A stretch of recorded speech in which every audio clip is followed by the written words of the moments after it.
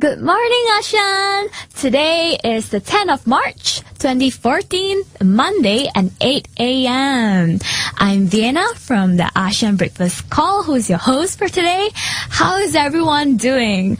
I don't know about you, but the first thing I was greeted in the morning was the haze, and we'll be talking about it in the show. So thank you for tuning in. We also have Ren Chung, who will be with us today. He's the guest and also a co-host with me today. Thanks, Vienna. Really glad to be here. Yeah.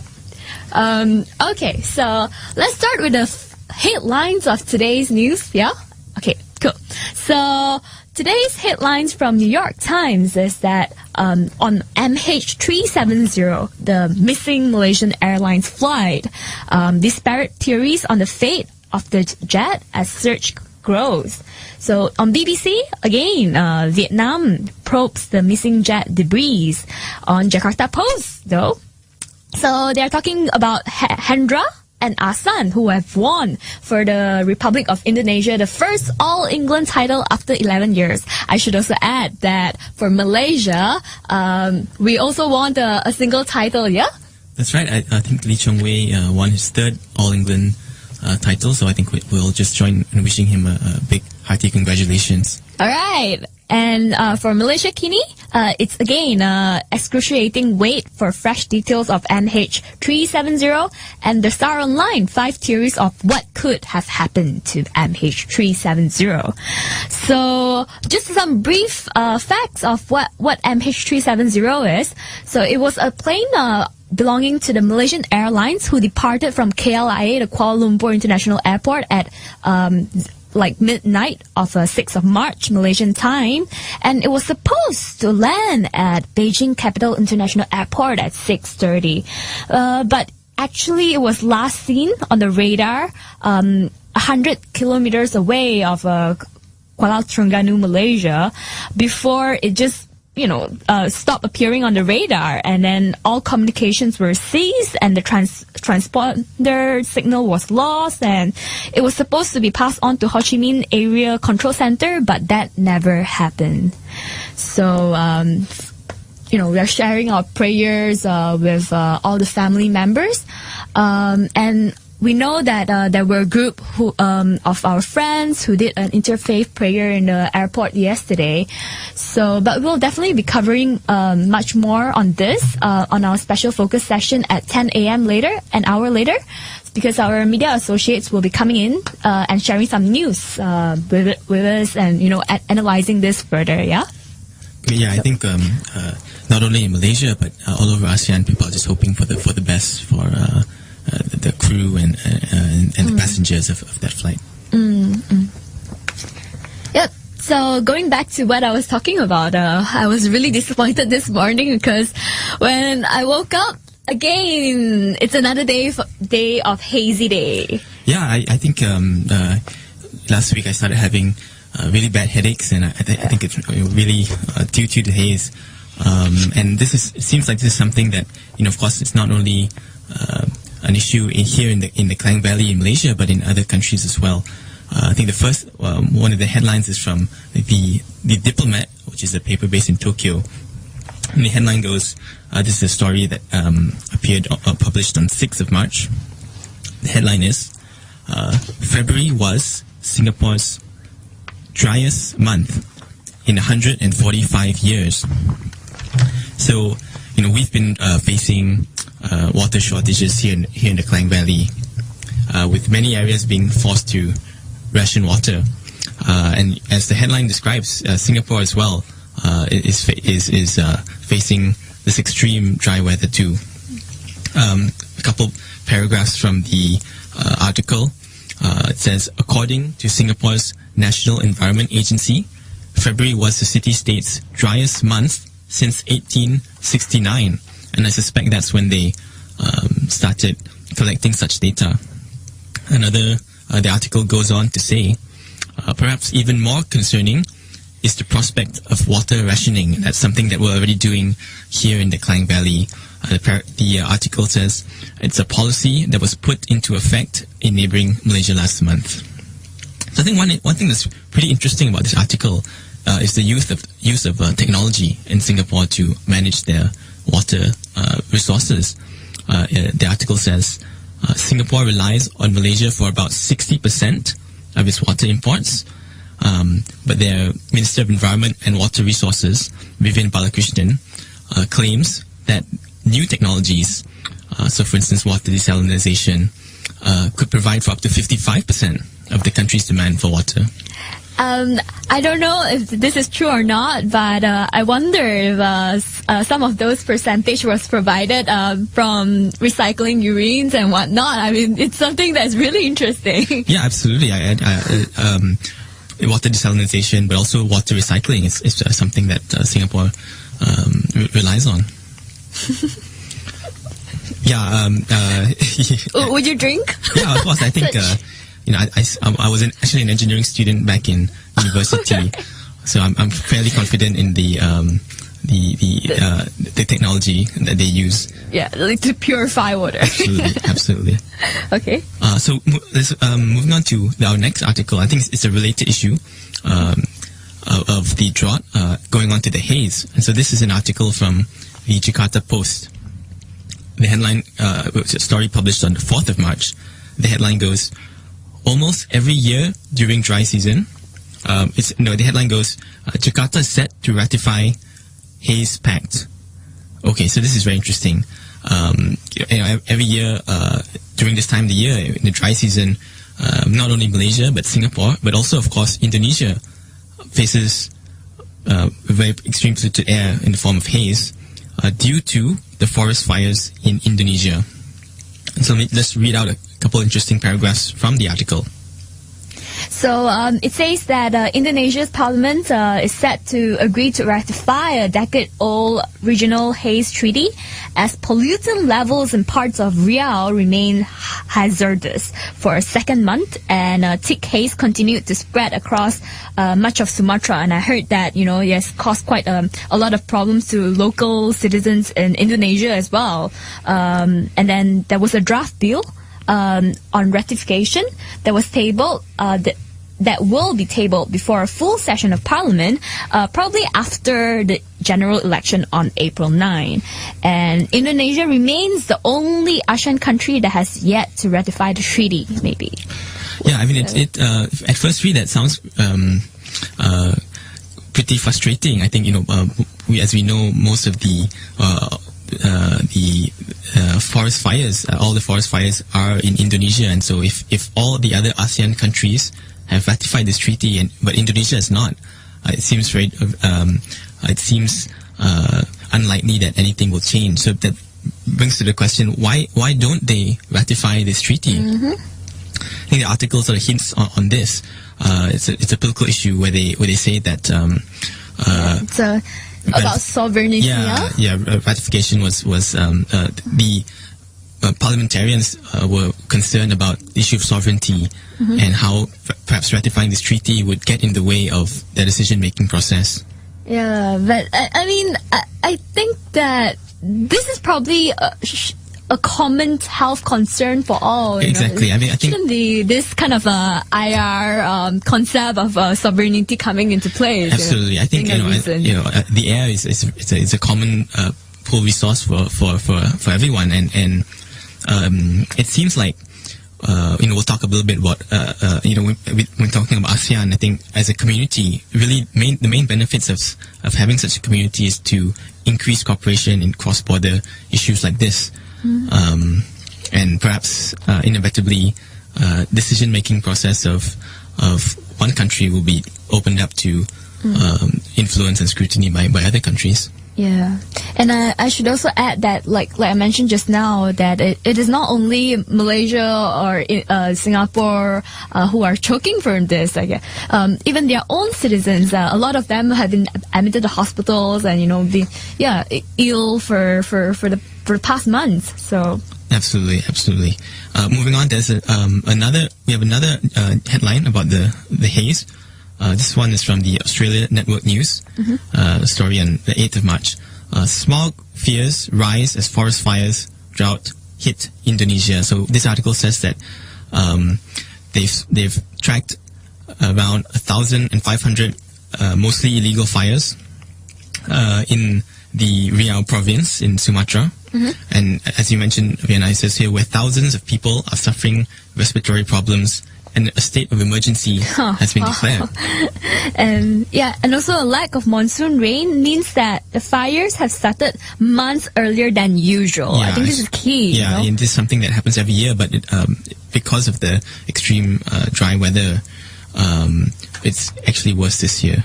And the burning has extended to palm oil plantations, which are illegal, but prosecutions are rare despite accurate mapping. I wonder why. Yeah, I think it's related to the treaty that we just talked about. There's another. Well, we have some perhaps encouraging news. There's another news article in the portal Antara News, where it says police are hunting down 4 suspects in Riau's land fire. So according to the article, they've actually named 28 suspects in the forest and plantation fires, and they're all being held in police custody. The article says that about 10,502 hectares in Riau were burnt during the last 4 weeks, and just to give you some perspective, that's actually about half the size of Kuala Lumpur. So it's a pretty large area. It's good to know that they actually seems to be catching suspects, but one hopes that this actually is meaningful action and not just window glossing. Yeah, and I think that the article says that they are catching the investors and sellers of conservation land, but let's hope that they are really the big guys. Yeah, absolutely. Great. And next on, the Haze Watch system has been delayed by others on Jakarta Post. So there was supposed to be an ASEAN sub-regional haze monitoring system, which all the 10 ASEAN countries has agreed to last October. It was supposed to be ready, but its implementation was stalled because there was a lack of agreement. So this person was a Singapore Foreign Affairs Minister who reported, K. Shanmugam. But he did not name why, who was the one who stalled the system from being implemented. So basically, it's a system that uses high-resolution satellite images, with land use and concession map to pinpoint who was a culprit who was burning land. It's supposed to be implemented across Singapore, Malaysia, Indonesia, Brunei, and Thailand. So, Shanmugam welcomed a media report. And saying that in principle he supports the ASEAN agreement on transboundary haze pollution, and the majority of Indonesian Parliament Commission supported too. Yeah, I think it's quite clear from this article then who are those people that he did not name, but I think the real takeaway from all this is that let's just hope that Indonesia ratifies that treaty. I think people in the region have been suffering long enough, and it's about time that they take responsibility. But I should also say that we should not just nitpick on Indonesia, because as we know that a lot of these plantations and burning are actually caused by Malaysians who own. So it must be a collaborative effort, even including private industry, that we should take into account people over profit at this time.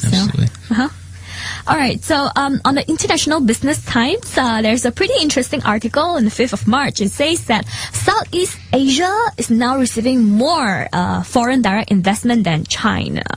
And guess what? A lot of them come from China, who is now the world's 3rd largest foreign investor.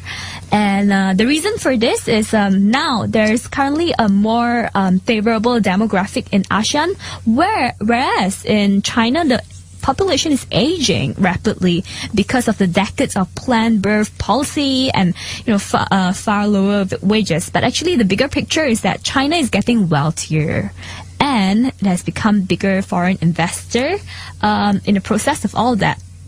So, just some brief facts. In 2013, foreign direct investment into Indonesia, Malaysia, Philippines, Singapore, and Thailand, which is known as the ASEAN 5, actually outstripped FDI into China for the first time. And a big chunk, like I mentioned, came from China. Then foreign companies have actually been either reshoring out of China or moving just over the border to countries like Malaysia and Thailand. So in 2000, China's outward FDI was actually the 32nd largest in the world. But guess what? In 2012, it became the third largest, only behind US and Japan with 84 billion. And if you add Hong Kong to the mixture as well, then you're talking about Greater China region having an outward bound of FDI figure that exceeds 168 billion in 2012. In ASEAN region alone, in Laos, China is investing like 7 billion in domestic railways and 42 billion in cumulative foreign investment in Myanmar. 14 billion out of 42 billion came from China. So now, I think the key question for me personally is, maybe in the future we'll see made in Southeast Asia replacing made in China. So, but what this actually brings up a lot of concern. Like we have in Malaysia, are we actually just importing pollution from China? I mean, while we have a good aim of having a one market and production base for ASEAN region, but at the same time, if we do not have solid environmental and human rights policy and incorruptible enforcement agency in the futures, I think we might see things happening in China repeating here, like how the Beijing's air quality index is 30 times much more polluting compared to the WHO recommended safety level, and 500 million alone they leave a shorter 5.5 years. Yeah, I remember being in Beijing for about a week when I was doing a study abroad period in the university, and it was really difficult just looking across the street. You could barely see the other side of the building. So we certainly don't want that to happen to us in Southeast Asia. And I think what you mentioned about having environmental standards in conjunction with any sort of opening up is really key. Yeah, because currently about 1.5 million of babies actually have premature death out of all this pollution, and then there are 1/3 of Chinese children who suffer from lead poisoning, and which might lead to permanent neurological damage. And this has led to some protests in factories, which is quite similar to what we have in Malaysia with liners, with having imported Australia's largest rare earth processing plant, which might produce radioactive waste. So, yeah, just a word of caution, FDI, we should not be chasing after it blindly, yeah? Sure. Totally agree with you there. Let's go to the next headline. This one is from the Manila Bulletin, published on 8th of March as well. Employers brace for ASEAN 2015. Yeah. We will give you a little more details onto what ASEAN Economic Community is on 2015 right after the break.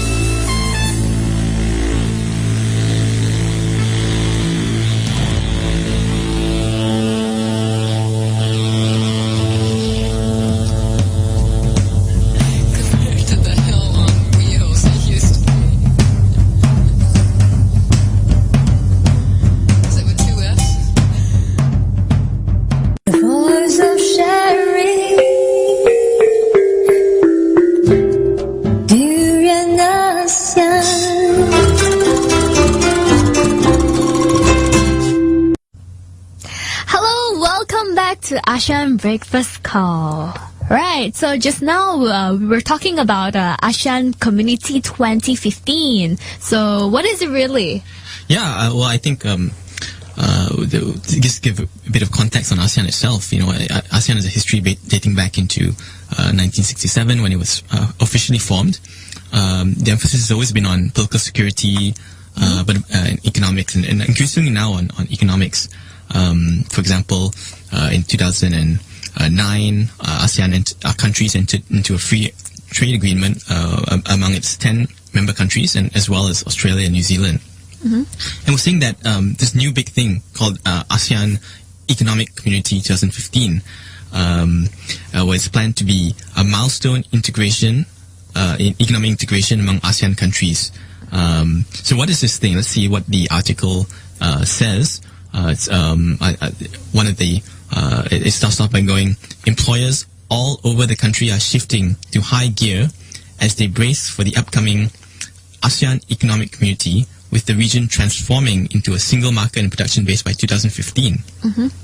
So, so what is this? What is this AEC? I think there's this thing called the ASEAN Economic Community Factbook, which is a publication by the ASEAN Secretariat, and it describes this ASEAN Economic Community, saying that ASEAN will be a single market and production base. And so what does that mean? It says an ASEAN single market and production base comprises of 5 core elements, which is the free flow of goods, the free flow of services, the free flow of investment, the free flow of capital, and the free flow of skilled labor. Yes, I think the emphasis here is on everything should be resources, funds, and they put an emphasis on skilled labor will be fluid throughout the ASEAN countries. And this article brings up an important point on how can stakeholders be prepared for this big change. So this article is actually about the Employers Confederation of the Philippines, who will be tackling the theme an evolving ASEAN market towards inclusive growth and prosperity. So in their next meeting in this year. And they're currently gathering together CEOs, entrepreneurs, and business leaders to confront issue that will get them towards ASEAN integration by 2015. So I'm personally quite curious, actually, because we know that labor and human trafficking issues is quite serious in the region. So how would I guess I would ask, how would ASEAN confront this issue? Yeah, instead of... Yeah, I mean, I think that's a really key point that you mentioned. We hope that, free flow of resources and human beings also is accompanied by better regulation, as we mentioned a bit earlier on, in the environment, but then now as well on human capital. I think that that's an interesting next piece that it's coming from Philippines as well. Yeah, coming from the Manila Standard today. It's actually an opinion piece by a columnist of the paper. His name is Bong Ostero. It's titled "Our State of Unpreparedness." I feel that that's a common theme across ASEAN countries. Yeah. Yeah, I think so. I know. I mean, at least from my point of view as a Malaysian citizen, I've not heard too much about the ASEAN Economic Community in the mainstream news, at least. I think one of the writer's concern, he says that a major development is about to happen in a few months that very few people seem to know or at least care about, which is the impending ASEAN integration in 2015. Yep. Yeah, I think he says that while the integration is not expected to immediately make major direct impact on our lives, the implications of eventually being part of one economic community, one economic security and social community are quite staggering. Yeah, I think that, it just needs to take a little imagination to imagine what an integrated market and integrated community could mean to for a lot of social impact, for a lot of even like possibly changing social demographics and whatnot in the region, and which might have a lot of political implications as well. I think we talked about better regulations on environment and labor. I think one other important point that is brought up by this opinion piece is he says that it's really about time the government unveils whatever plan it has to ensure that we are fully prepared to compete and win when ASEAN becomes one community. So he's the writer is speaking from a Philippine perspective, but I think this applies to all countries, to all stakeholders in the ASEAN countries, whereby perhaps it might be in the long run beneficial to all. They say there are winners and losers when you open up borders. But is it fair for us to implement these policies without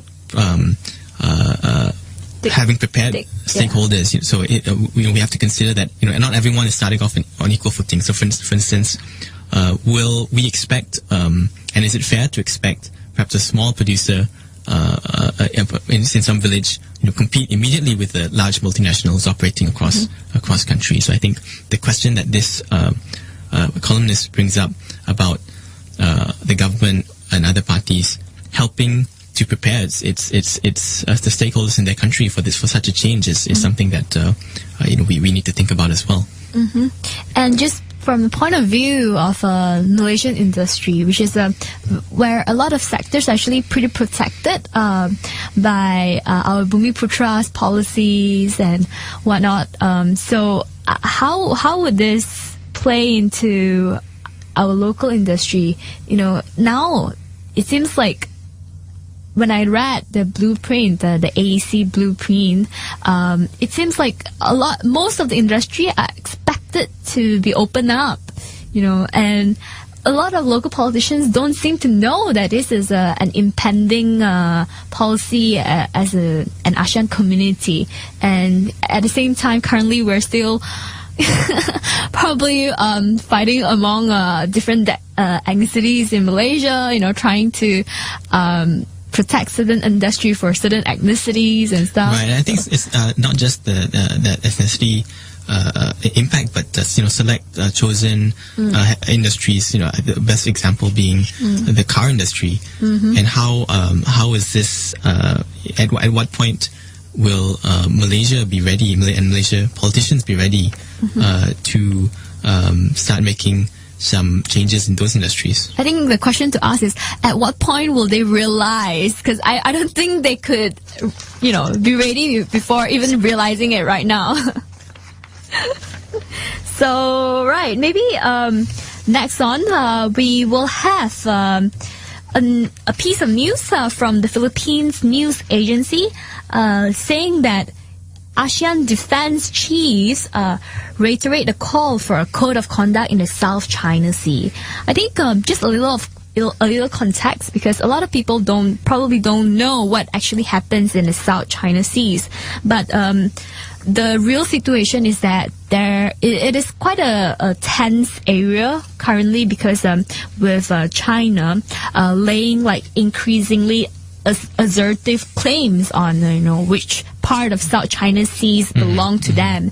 And according to them, there's this 9.9 dash line that they claim. It's an area that spans even 1,800 kilometers away from China's coast.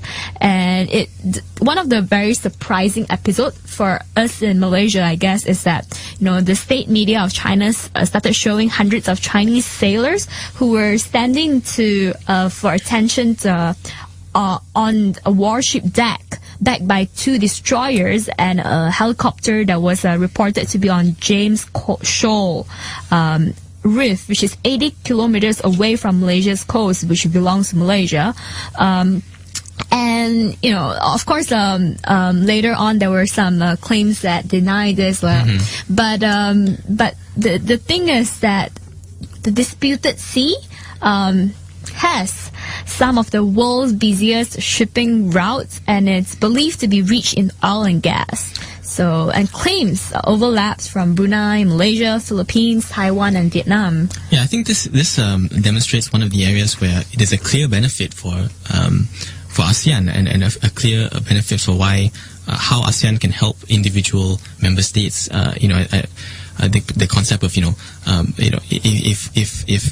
if individual countries try and go against larger regional powers like China, it might be an extremely uphill task. But joined together as 10 countries, perhaps, we'll have a better fighting chance on disputes such as this when faced with larger countries like China. Yeah, so I'll provide a little political reality on why we kind of need ASEAN later. So just some very brief facts. So not every ASEAN members currently is involved in the sea disputes actually. So that makes it difficult at first to get the people to get all 10 countries together and to agree on what the claimed territory is.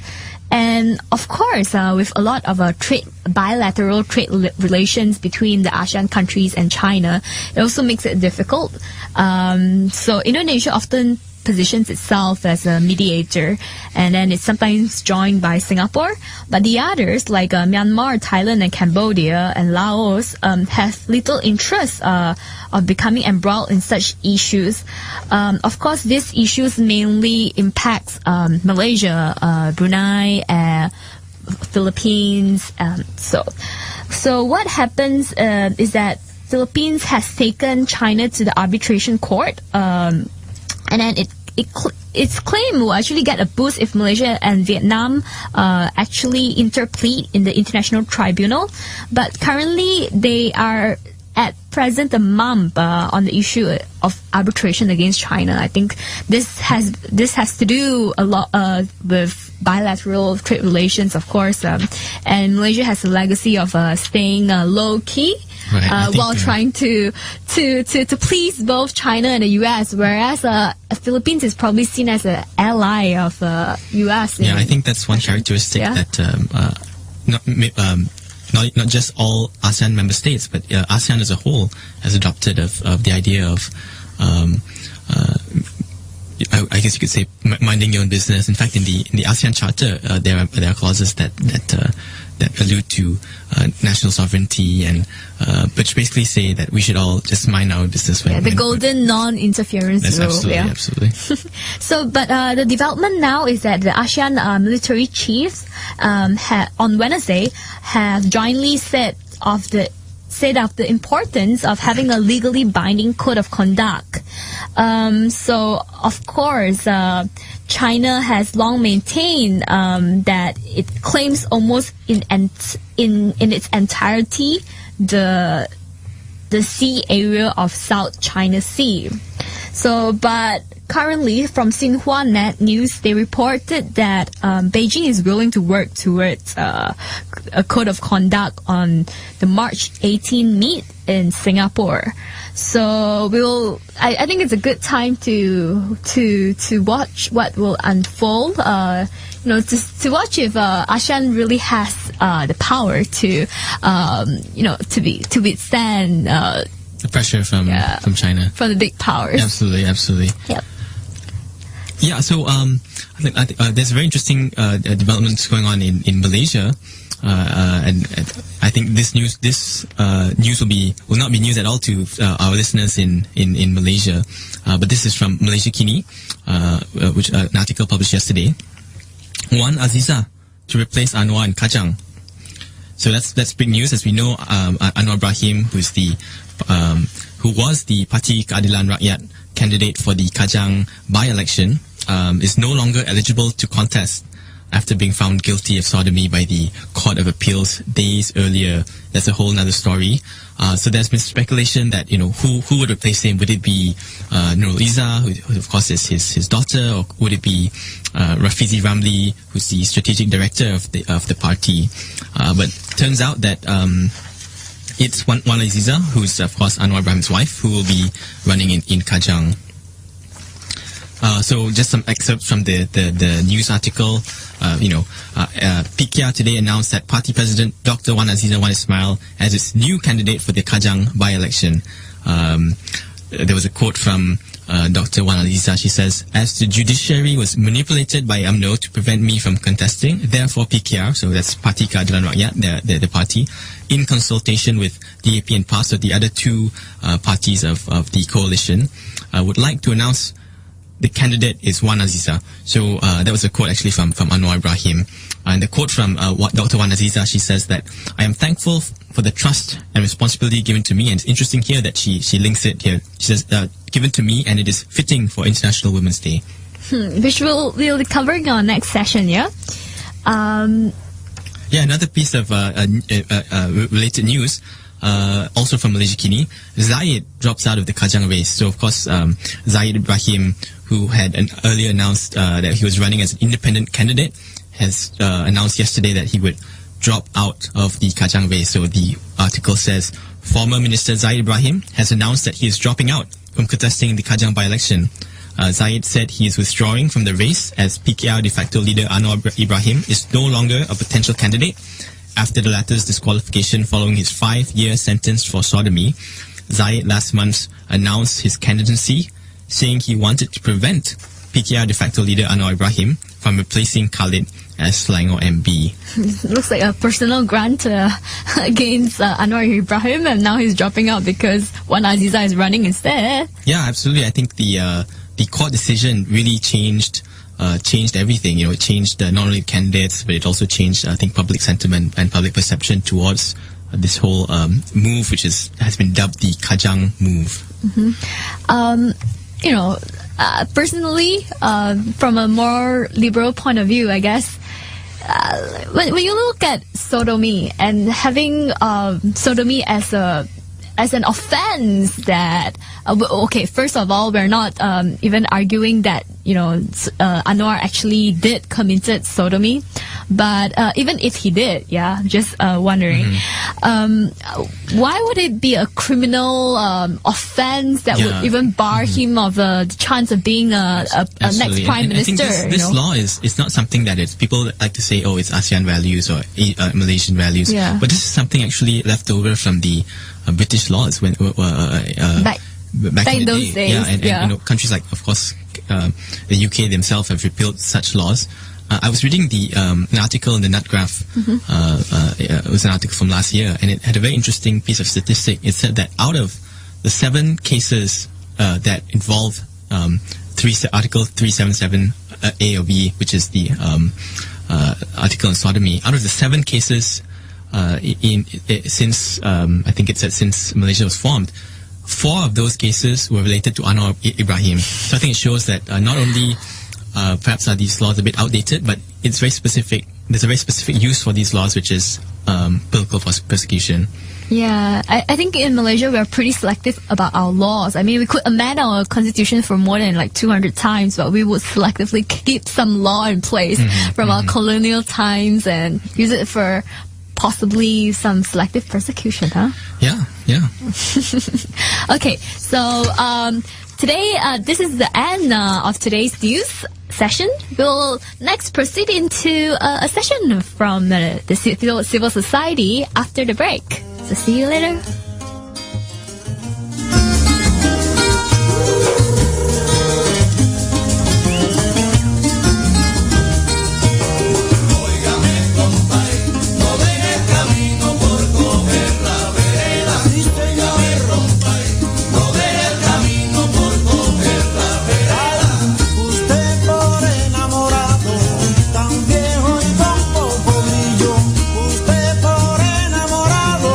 También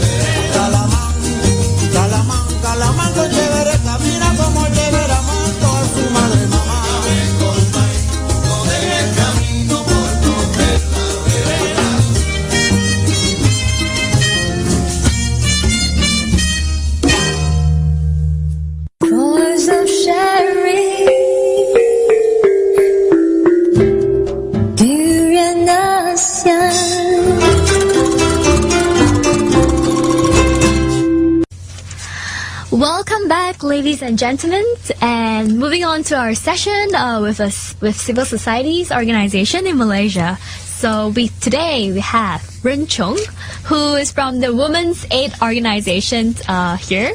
Allow me to introduce Ren Chung. He recently appeared on The Age as the dude who is working at Women's Aid Organization, and he has also become quite famous over an article that was published by possibly cyber troopers on, how they were supposedly converting Muslims in churches, which turns out to be actually just an institute of Islamic studies, building. So, Ren Chung. Hi, thanks so much, Vienna. It's great to join you earlier in the news section.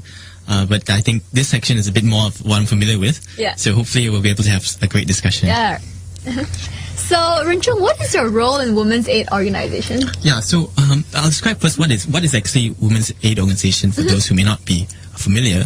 So, Women's Aid Organization, or WAO, is a NGO based in Malaysia, which provides services, so counseling services and social work services, as well as shelter to women who have faced domestic violence.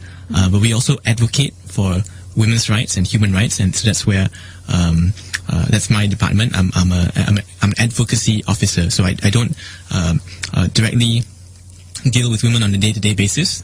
Those are the jobs of the social workers. What I do is I deal with laws, policies, and how these laws and policies are implemented, but also public education.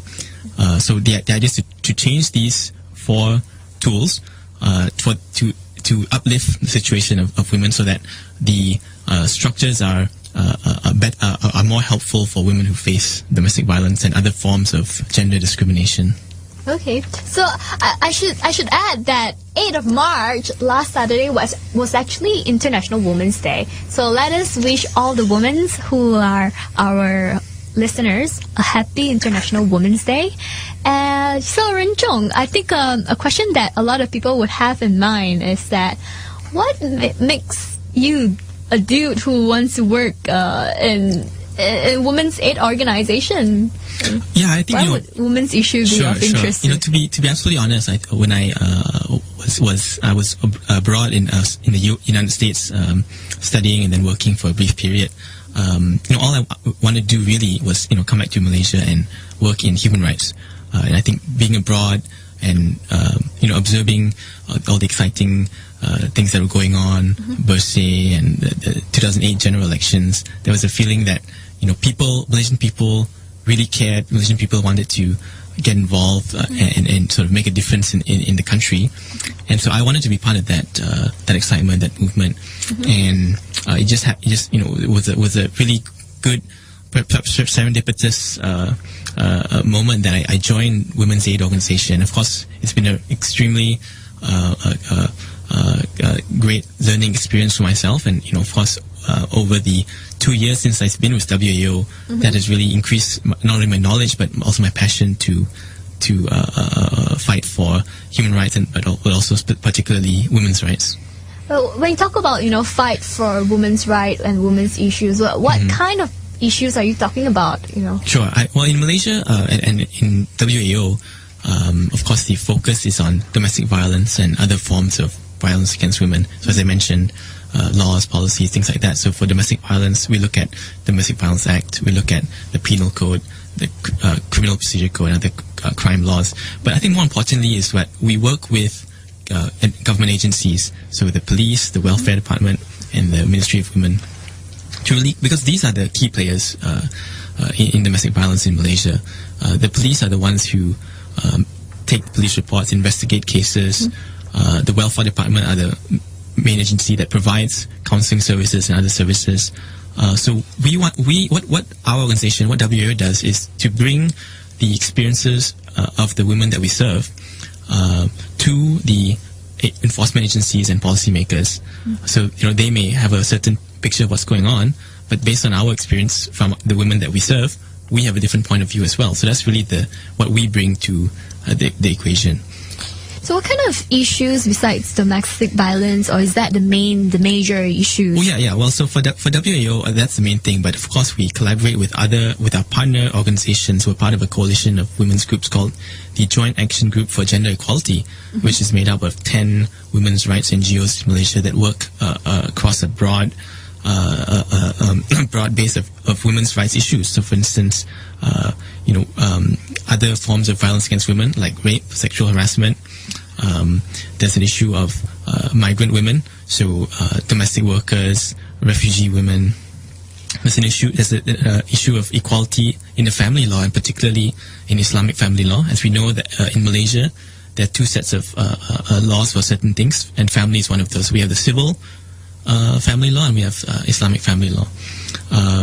Political participation is another issue that we collaborate with our partner NGOs on, and so on and so forth. So, in a broader region of ASEAN, what kind of women's issues that's pressing, and what do they face? Paint us a picture. Sure. So, part of the one of the good things about working in NGOs and in women's NGOs is that we have a very strong network among NGOs. I mentioned in Malaysia, we're part of the Joint Action Group for Gender Equality. But as in the larger region, in ASEAN, we're also part of a network of women's NGOs called the Southeast Asian Women's Caucus on ASEAN. And so this is a network of over 100 women's rights NGOs in the 10 ASEAN countries, as well as in Timor-Leste.